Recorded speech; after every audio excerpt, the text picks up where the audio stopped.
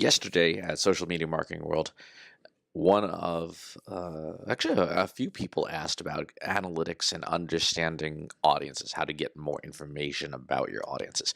And so I thought it would be useful to walk through one of the most powerful tools in social media marketing for analytics, which is Facebook's Audience Insights. You should be signed into your Facebook business account. If you don't have that, get that set up first. And then in the upper right-hand menu here, if you can't see all tools, make sure you click on the all tools and you want to go to Audience Insights.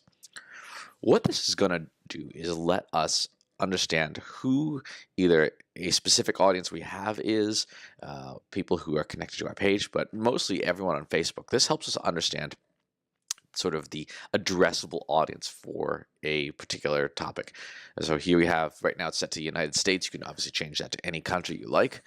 And there are 6 tabs here that tell us the demographics of people on Facebook in this audience, the lifestyle, relationships, job titles, all that stuff there. We go over to page likes. I'm going to see what sort of what people in this audience like, where they're located, what they do when they're on Facebook, sort of their household information, and what they buy. This is by itself a good thing to know, but let's get more specific. So yesterday we were talking at one point about people who had an interest in losing weight. So let's do weight loss.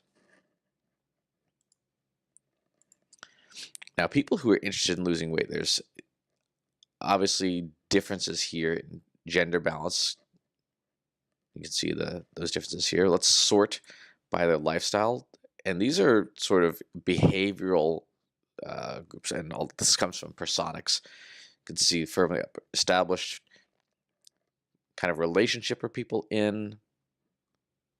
Sort this here. What kind of professions they're in. Now, this is where we get into interesting, useful information. We have 10 to 15 million people here in the United States. I'm going to choose select all here. And what we see are things like interests like Dove, for example. We have specific types of brands. We have products that they're interested in. We have things like purchases, food stores. And we start getting into stuff that's cultural as well. IKEA, Cracker Barrel, Panera, and things. Discount stores like Dollar General. What you do with this information is you begin to create, this uses to inform what your content strategy is for social media, to understand the audience better. We use Facebook Audience Insights because, well, Facebook has like 90% coverage in the population, so there's a good chance that their data is reasonable for, it's certainly a good sample. And you do what Larry Kim over at, he used to be at Words Gym, I'm not sure he still is, but he calls it the double unicorn theory, where we try to find 2 things that are interesting about our audience and use those things to reach them in a more compelling way.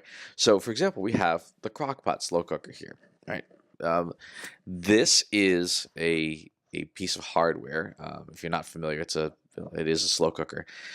But if we were trying to put together weight loss ads or share recipes, then what we would want to consider is, well, should we work in things like slow cookers into those ads or into our content, because that's what the audience cares about.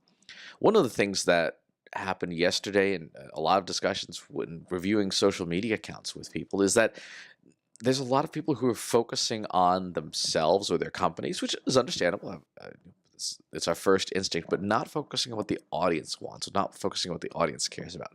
And that's where using this information helps us understand the audience better, and then able to market to them better because we understand who they are. So we look at some of the pages that people like who are interested in weight loss. We have the Crockpot Slow Cooker. We have Blue Apron, which is a food delivery service, if you're not familiar with them. And sort by audiences here. We have Groupon, Penny Hoarders. So if we know this about our audience, like, we could craft inexpensive weight loss recipes for slow cookers. Right? That could potentially do very well, because we know these are interests that people share.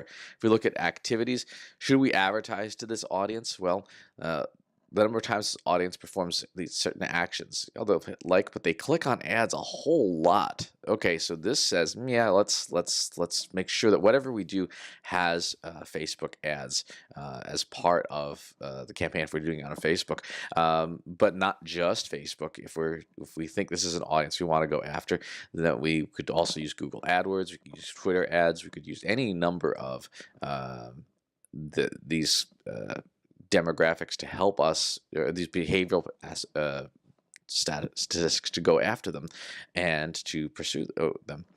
Let's look at household income.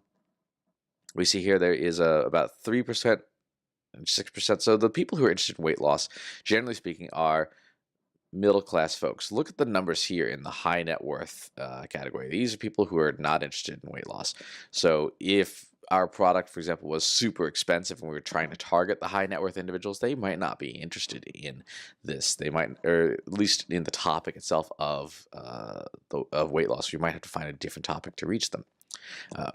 In terms of household size, there's no statistics here that stand out, except again these super high net worth folks are simply not interested. In terms of spending methods, if we were concerned, is if our product required you to use a credit card, we would certainly know here that we'd be okay with that. It would not be out of the ordinary.